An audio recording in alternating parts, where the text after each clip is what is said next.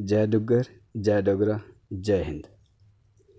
दोस्तों, मैं आपकी तरह एक डोगरा, मेरा नाम राकेश ठाकुर। आजकल आपने देखा होगा कि सी क्यूब, 3C बड़ी चर्चा में है। चाइना, कोरोना और चौधरी लाल सिंह, और तीनों काफ़ी इंटरेस्टिंग हैं। अगर हम बीमारी की बात करें कोरोना की, आप सारे जानते हैं, मैं ज़्यादा भाषण नहीं देना चाहता, काफ़ी इंटरेस्टिंग है। अगर आप चाइना की बात करें, आप सारे जानते हैं कि चाइना भी कैसा है। चौधरी लाल सिंह जो हैं, उनकी बात मैं थोड़ा ठहर के करता हूँ। तो सबसे पहले मैं चाइना और कोरोना की बात करूं तो मुझे लगता है कि जो हमारे प्राइम मिनिस्टर हैं, he is one of the best prime ministers of India. हमें उनके ऊपर शंका नहीं करनी चाहिए। वो मेरे हिसाब से, मैं एक टीचर हूं, जो मेरी जजमेंट है, मेरे हिसाब से वो इंडिया के सबसे अच्छे पीएम हैं। और वो ट्राई कर रहे हैं हर तरीके से, हर लेवल पे। अब अगर हम लोग बात करें कि जो हमारे पीएम हैं, क्या उनकी पार्टी भी उतनी ही स्ट्रांग है? मेरा ये मानना है कि इंदिरा गांधी जी के ज़माने में कांग्रेस भी बहुत अच्छी हुआ करती थी। सो विचारधारा जो है, पार्टियां सारी अच्छी होती हैं, व्यक्ति विशेष जो है वो महत्व रखता है। तो जैसे आज कल अभी जो हैं हमारे प्राइम मिनिस्टर जो हैं, पूरे वर्ल्ड में जो हैं, वो मेरे हिसाब से व्यक्ति विशेष हैं। One of the most important person in the world. So hats up. अब हम बात करते हैं चौधरी लाल सिंह की। देखें,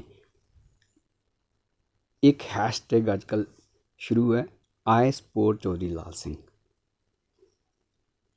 तो रोज़ नई नई वीडियोस आती हैं, मैं देखता हूँ। और अब सबसे बड़ी बात ये है कि मैं चौधरी लाल सिंह जी को पर्सनली भी जानता हूँ। और कैसे जानता हूँ, मैं अभी आपको 2 मिनट के बाद आपके साथ शेयर करता हूँ। सबसे पहले तो मैं एक शेयर करने से पहले एक बात कहना चाहता हूँ कि मैं एक मैनेजमेंट टीचर हूँ, और मैनेजमेंट में मैं लीडरशिप पढ़ाता हूँ। एंड उसमें जो है एक सेइंग है, leaders are born not made. Leaders पैदा होते हैं, बनाए नहीं जाते। सो चौधरी साहब के लिए एक ही वर्ड है मेरे पास, he is a born leader.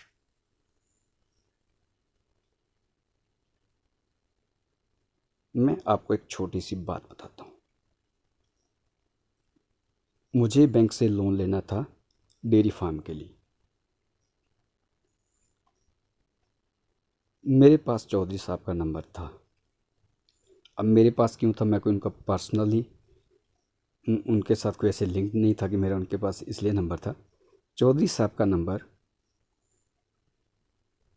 पूरी कॉन्स्टिट्यूंसी में, उधमपुर, कठुआ, डोडा, जो भी उनकी कॉन्स्टिट्यूंसी आती है, उसमें सारे लोगों के पास है। और मुझे लगता है कि जो लोग जब वो हेल्थ पूरे, मतलब सिंपली मैं ये बोलूँ कि पूरे जम्मू के लोगों के पास है। तो इसका प्रूफ देने की ज़रूरत नहीं है कि मेरे पास नंबर कहाँ से है।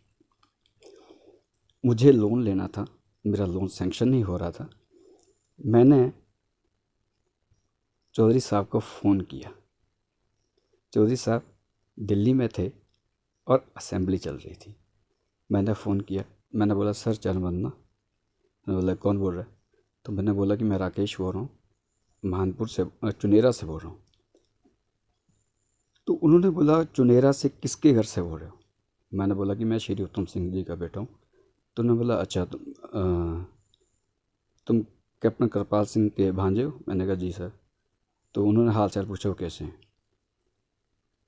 तो मुझे बोला क्या प्रॉब्लम है, क्यों फ़ोन किया? तो मैंने उनको बोला सर ऐसे ऐसे मेरा लोन सेंक्शन नहीं हो पा रहा क्योंकि मेरे घर के तक रोड नहीं जाती है। उन्होंने मुझे कहा मैं शाम को तुम्हें फ़ोन करूँगा। शाम को मुझे बैंक मैनेजर का फ़ोन आ गया, राकेश आपका लोन सेंक्शन हो गया। सोचने की बात है कि मैंने उनको ये नहीं बोला कि मैं कठुआ डिस्ट्रिक्ट से बोल रहा हूँ, मैंने सिर्फ एक गांव का नाम लिया। गांव के अंदर एक पर्टिकुलर एक आदमी का नाम लिया कि मैं उसका बेटा बोल रहा हूँ। वो अपनी कॉन्स्टिट्यूंसी के बारे में इतना ज़्यादा जानती हैं और लोगों की तकलीफ़ को बड़े अच्छे से समझते हैं। जब वो हेल्थ मिनिस्टर थे, उन्होंने क्या किया किसी को बताने की ज़रूरत नहीं है, मैं भाषण नहीं देना चाहता। उन्होंने जम्मू कश्मीर के लिए क्या किया मैं किसी को बताना नहीं चाहता। लेकिन अफसोस होता है कि जब अरसाना केस में मैं भी उनके साथ था, हम 2-2.5 लाख बंदा 42 किलोमीटर पैदल चल रहे हैं और सारे डोगरे लोग चल रहे हैं। किसी को इतनी सी बात किसी के दिमाग में नहीं आई कि ये लोग भी कुछ इम्पोर्टेंस रखते हैं। हम डोगरे लोगों का हमेशा से शोषण होता आया है, ये आप सारे जानते हैं।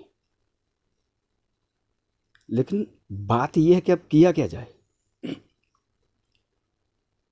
मैं शायर हूँ और आप शायरी भी लिखता हूँ। मैं आपको एक शेर सुनाता हूँ। ता उमर गालिब बस यही अपराध करता रहा, कालिक चेहरे पे थी माँ आईना साफ करता रहा। मैं ये कहना चाहता हूँ कि अब हम लोगों को जागने की ज़रूरत है। कल तक हमारी अपनी पहचान थी जम्मू कश्मीर में, जम्मू कश्मीर के हम डोगरे लोग थे। आज कहीं का लोग भी जो है, कोई भी आकर जम्मू में बस जाता है, हर कोई डोगरा है। हमारी तो आइडेंटिटी खो गई, हम फिर भी चुप हैं। हम जागेंगे कब? जब अस्तित्व खो जाएगा और हमारे पिंजरे जो हैं वो टांग के रखे जाएंगी, ये डोगरा लोग थे। तो अभी समय है, जाग जाओ। बस चौधरी साहब के बारे में इतना ही कहना चाहता हूँ कि सूरज को प्रमाण देखने की ज़रूरत नहीं होती, उसमें रोशनी है, सबको दिखती है। बाकी यहाँ तक कि सीबीआई की बात है, सबको समझ आता है क्या गलत है क्या सही है। और यहाँ तक कि जो लोग ऐसा करवा रहे हैं, आप सारे जानते हैं कौन सी पार्टी के हैं, कैसा कर रहे हैं, कौन सत्ता में है, किसके पास पावर है। उनके लिए मैं एक शेर कहना चाहता हूँ और आप लोग ज़रूर इस शेर को सुने और विचार करें क्या मैं सही कह रहा हूँ या गलत कह रहा हूँ। और शेर ये है, मत बांधो गधों को लाल किले में, ये वहाँ बैठकर चिल्लाएंगे। कल तक ये दिल्ली खा गए, अब ये जम्मू भी खाएंगे, अब ये डोगरे भी खाएंगे। मैं सबसे हाथ जोड़ के विनती करता हूँ कि आप सारे चौधरी लाल सिंह जी को सपोर्ट करें। उनके काम आपको अच्छे से मालूम है, सबको बेस्ट मिनिस्टर्स के अवार्ड से उन्होंने जीते हैं। उन्होंने अपने डिपार्टमेंट्स बेस्ट तरीके से चलाए हैं। और सबसे बड़ी बात कि वो एक आम आदमी के नेता हैं। मैं राकेश ठाकुर चौधरी लाल सिंह जी को सपोर्ट करता हूँ और मैं हर उस डोगरे को सपोर्ट करता हूँ जो जम्मू को सपोर्ट करते हैं, जो भारत को सपोर्ट करते हैं, जो सच्चे देशभक्त हैं, जो कास्ट, कलर, क्रीड, किसी भी तरीके का रीज़न, किसी भी तरीके का भेदभाव नहीं रखते। मैं एक बार फिर सबसे कहता हूँ कि आप सारे चौधरी लाल सिंह जी को सपोर्ट करें। मैं किसी के बारे में कोई गलत टिप्पणी नहीं करना चाहता, आप सारे जानते हैं कि कौन कैसा है। जय हिंद, जय डुगर, जय डोगरा। और मैं ये चाहता हूँ कि आप ज़्यादा से ज़्यादा शेयर करें ताकि लोगों को मेरी आवाज़ जो है लोगों तक पहुँचे, लोगों को पता चले कि हमारे जैसे आम लोग जो हैं उनके एक फ़ोन के साथ भी चौधरी लाल सिंह खड़े हैं। जय हिंद, जय भारत,